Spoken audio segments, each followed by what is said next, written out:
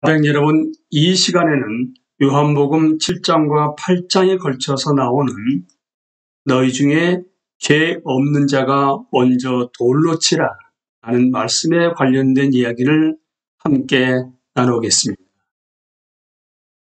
바리새인들이 만일 예수가 제 무덤을 파도록 유도하는 율법 해석 문제를 내어 그에게 공개 망신을 줄 수 있다면 예수의 인기는 금방 시들고 그들의 골칫덩이도 해결될 것이라고 믿었습니다.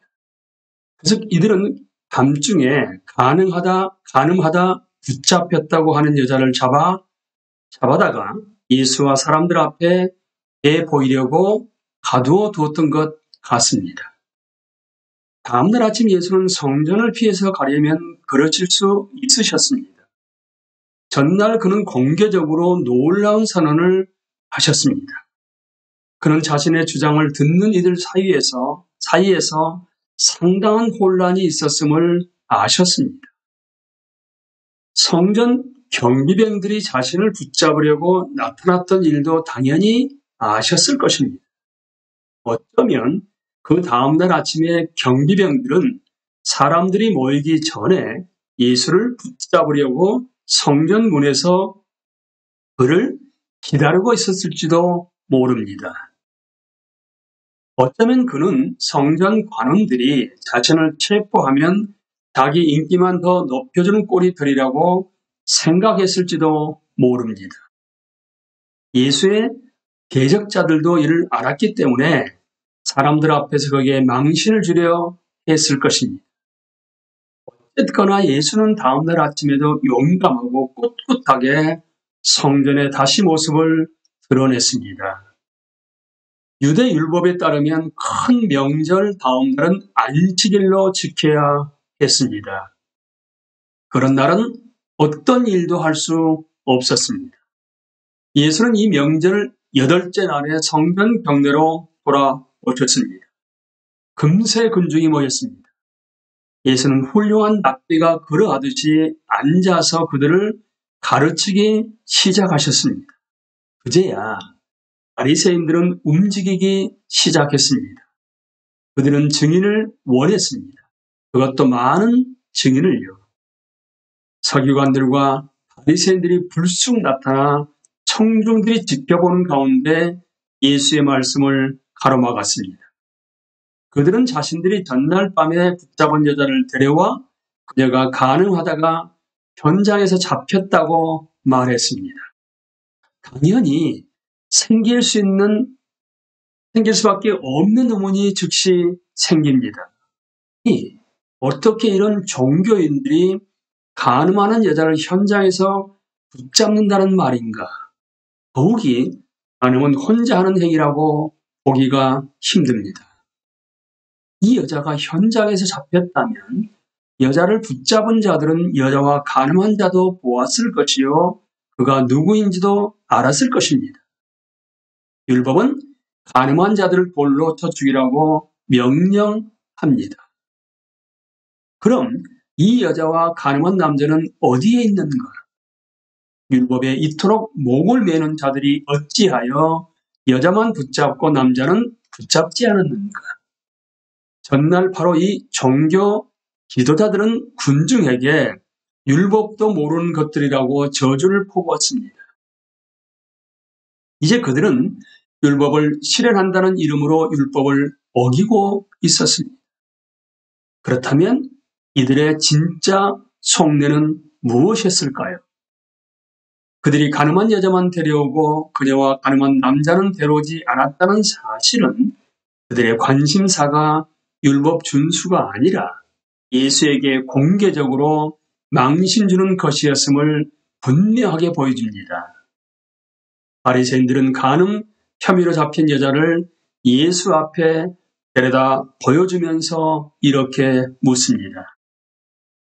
예수께 말하되 선생이여, 이 여자가 간음하다가 현장에서 잡혔나이다. 모세는 율법에 이러한 여자를 돌로 치라 명하였거니와 선생은 어떻게 말하겠나이까? 이보다 막힌 장면은 없을 것이다. 그들은 모세를 인용한 뒤 공개적으로 예수에게 저 위대한 율법 수혜자를 따를지 혹은 따르지 않을지를 따져 묻는다. 군중은 귀를 기울이고 있었고 로마 군인들 역시 이 장면을 지켜보고 있었습니다.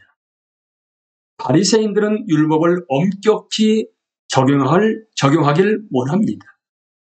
하지만 예수는 당신 앞에 있는 여자 속에서 상한 갈대와 희미하게 꺼져가는 심지를 보시고 그녀에게 긍휼을 베푸시려고 싸우십니다.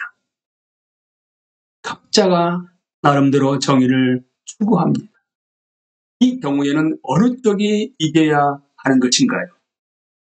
예수는 선택하시고 그에 따라 행동하십니다. 명절의 8째 날은 유효한 모든 법이 안식일로 다루는 날이었습니다. 안식일 법을 지킬 때 가장 먼저 지켜야 할 것은 일을 하지 않는 것이었습니다. 랍비들은 글을 쓰는 것도 일로 여겼습니다. 하지만 그들은 잉크로 종이 위에 글을 찍는 것처럼 영구적인 표시를 남기는 일만을 글쓰기로 규정했습니다. 사람이 손가락으로 흙에 적는 것은 허용되었습니다. 그 경우는 지속적인 표시를 남기지 않기 때문입니다. 곧 바람이 표시를 날려버릴 것이기에 이를 쓴 행위는 안식일에 허용될 것이었습니다. 이 이야기에서 예수의 행동은 이런 안식일법을 알고 하신 것으로 보입니다.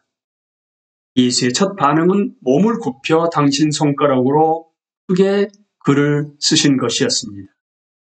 예수님은 이 행동을 통해 당신이 기록된 율법을 잘 아실 뿐더러 당시 사람들이 전개하던 율법의 구전 해석도 꿰뚫고 계심을 비판자들에게 보여주셨습니다. 예수님은 뭐라고 쓰셨을까요? 헤스 베일리는 예수가 죽음이나 여자를 죽여라나 여자를 돌로 쳐라 같은 말을 쓰셨다고 확신합니다. 예수가 이해하시는 말씀은 그가 사형을 선고하셨음을 전제합니다. 그는 모세율법을 엄격히 지키는 쪽을 택하셨습니다. 예수는 이런 판결을 내리신 뒤 판결 집행 방법을 선언하셨습니다. 너희 가운데서 죄가 없는 사람이 먼저 이 여자에게 돌을 던져라. 예수는 군중 속의 한 사람 한 사람에게 각각 이름과 얼굴을 부여하십니다. 그는 각 사람에게 이 행위에 가담한 책임을 인정하라고 요구합니다. 모든 상황이 순식간에 극적으로 바뀌었습니다. 예수를 대적하는 자들은 이제 압박을 느낍니다. 그들은 각기 뭔가 결정을 내려야 합니다. 중동에서는 이런 상황이 되면 사람들이 자연스럽게 그 자리에서 가장 나이가 많은 사람 눈치를 봅니다. 군중은 연장자가 예수의 도전에 반응할 용기를 가지고 있는지 살펴봅니다. 예수의 대적자들은 가장 나이가 많은 이로부터 부끄러움을 당하고 그 자리를 떠나갔습니다.